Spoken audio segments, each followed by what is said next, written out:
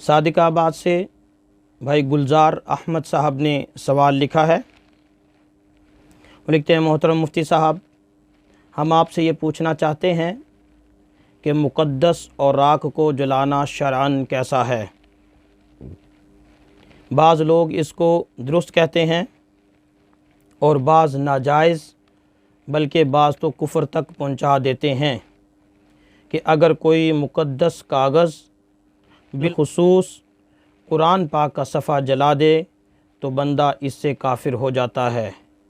اس معاملے میں لوگوں کی مختلف باتوں سے ہم پریشان ہو چکے ہیں، برائے مہربانی ہماری درست رہنمائی کیجیے اور فرمائیے کہ اس حوالے سے شریعت کی کیا تعلیمات ہیں۔ احقر العباد گلزار احمد۔ جی میرے محترم بھائی گلزار احمد صاحب، اس حوالے سے ہم پہلے بھی ویڈیو ایک بنا چکے ہیں، بہرحال ہم آپ کو بھی انشاءاللہ جواب عرض کریں گے۔ مقدس اور راکھ کے حوالے سے شریعت کی جو پہلی تعلیم ہے، پہلا جو حکم ہے، وہ تو یہ ہے کہ ان کو کسی اچھے کپڑے میں لپیٹ کر دفن کر دیا جائے۔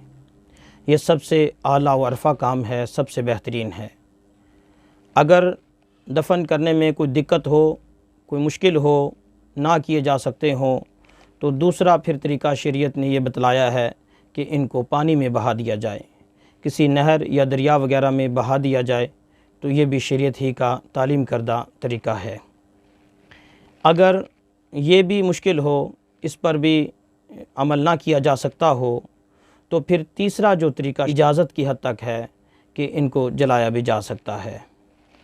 رہی بات یہ کہ ان کو جلانا، بعض لوگ کہتے ہیں کہ یہ کفر ہے، یہ مطلب گناہ ہے یا کفر ہے، تو یہ ایسی کوئی بات نہیں ہے۔ میں اس حوالے سے پہلے بھی مجھے یاد پڑتا ہے کہ ایک ویڈیو ہماری آ چکی ہے، اس میں بھی کچھ اس طرح کا غالباً سوال تھا کہ کسی امام صاحب نے، مجھے یوں یاد پڑتا ہے کہ کوئی اعتراض کیا تھا یا امام صاحب پر اعتراض ہوا تھا، اس طرح کی کوئی بات تھی۔ بہرحال تو میرے محترم بھائی، سب سے پہلے یہ بات سمجھ لیں کہ شریعت کا ایک اصول ہے کہ شریعت ہر کام میں یہ دیکھتی کہ اس کا مقصد کیا تھا، اس کی نیت کیا تھی، اس کا ارادہ کیا تھا۔ جو بندہ قرآن پاک کے اوراق کو، قرآن پاک کے صفحات کو، مقدس اوراق کو، ان کی حفاظت کی غرض سے اگر جلاتا ہے تو اس کے جلانے میں اس کی غرض اس کی حفاظت ہے، نہ کہ اہانت۔ اگر کوئی اہانتاً جلاتا ہے تو یہ کفر ہے۔ قرآن پاک کے کسی ایک صفحے کو بھی کہ اگر کوئی اہانتاً جلا دے، توہین کرتے ہوئے جلا دے، تو یہ اس میں کوئی شک و شبہ نہیں کہ یہ کفر ہے۔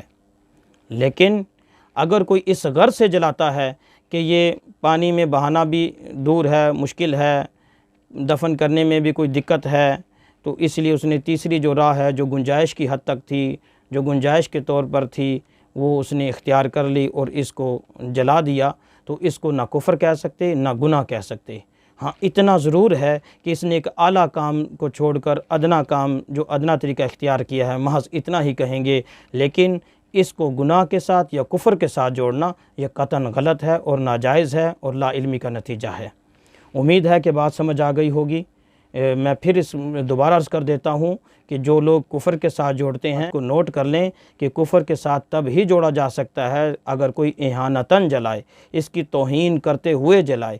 اگر ایسا نہیں ہے، حفاظت کی غرض سے کوئی جلاتا ہے، تو اس کو کفر کے ساتھ نہیں جوڑ سکتے۔ جو لوگ ایسا پہلے کہتے رہے ہیں وہ اس سے باز آئیں اور وہ اپنی اصلاح کریں، یہ طریقہ شریعت کا بتلایا ہوا نہیں ہے۔